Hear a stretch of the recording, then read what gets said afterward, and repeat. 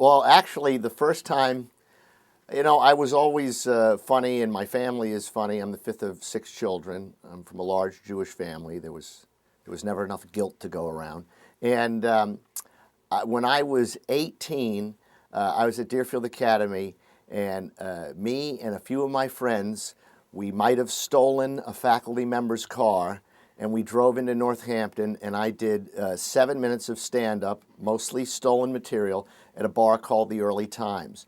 And from the ages of 18 to 22, I think I probably performed twice a year. I won my undergraduate talent show at Harvard doing stand-up, and it was always something I knew I could do. It was always like a hobby with me, but I always had the feeling that if the nut came to crunch, I could make a little money at it. But I majored in Latin at Harvard because I thought the church was going to come back. And, it's one of those things where I majored in Latin and Greek because I loved, that was the only thing I really was interested in academically. I think it's the best preparation for a writer because it teaches you the value of a word and of the word. And so I went to Harvard fully intending to be either, a Latin teacher or a pharmacist. Really, what can you do with a classics degree? And I ended up, I think I got a C- in a graduate course my freshman year in Herodotus. And then I turned my sights to becoming a sports writer. And I did that for a while. And then I was a stand-up comic for 13 years. And then in 1991, I was hired by then Late Night with David Letterman at NBC. And here we are. When you're 16, 17, 18, and you're staying up and you're watching The Tonight Show, and this is the early and mid 70s, it's George Carlin and Richard Pryor, and I was introduced to Lenny Bruce when I was 18. It was a huge influence on not my stand-up, but me wanting to become a stand-up. And I was just one of those guys that I would watch the stand-ups, and boy, that must be great to do that.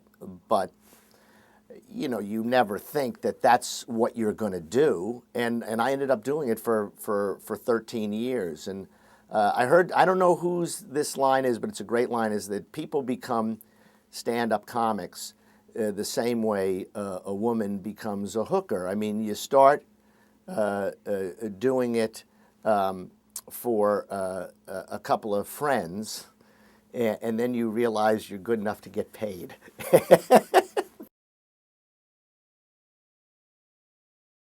When I was a comedian, and I was a comic for 13 years, my act was Jews, sports, and weather. That was my act. To talk about being Jewish.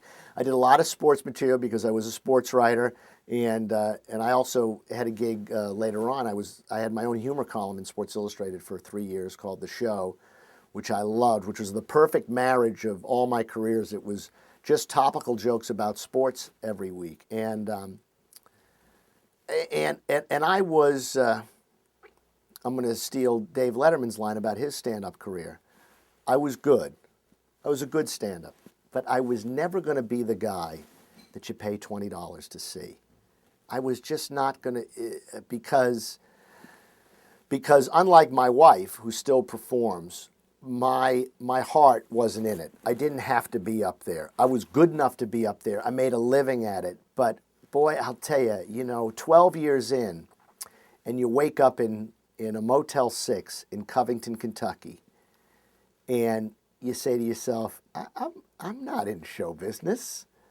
I'm just Willie Loman with a bag of jokes. I'm just going from town to town trying to get the people in a different town. And that's all it was. But I was one of those guys that was out there, and I did every television show except the ones that could help your career. It was so funny because they knew me at the Letterman show not as a writer, because I used to audition to try and get on the show as a comic. And I had a line in my act, which has been, I'm proud to say, has been stolen by several comics. I had a line in my act. I said, for those of you here in New York, it's great. The Dyslexic Theater Company is in town, and they're doing Annie Gets Your Nug. And Bob Morton, the producer of Letterman, said, if you have 6 more minutes, as good as that one line. He said, I will put you on next week. And sadly, I didn't. I had some good lines. I've forgotten them all. A couple of years ago, I wrote for Chris Rock on the Academy Awards, and he hired a lot of comics to write. And it was a lot of people I hadn't seen in a long time because I stopped performing. And Carol Leifer was one of the writers. And Carol Leifer, and we went out the first night, we went out for Chinese food. And Carol Leifer said, every time I have Chinese food, I think about your bit about Chinese food. And I said to her, I'd love to hear it because I have no recollection of this. And the bit was, I used to do a bit about, when you go out for Chinese food, they take down your order in Chinese, the waiter. How are you supposed to dispute this bill at the end of the meal? Excuse me, waiter, I didn't order the television antenna. And that's the kind of cutting edge stuff that came out of me.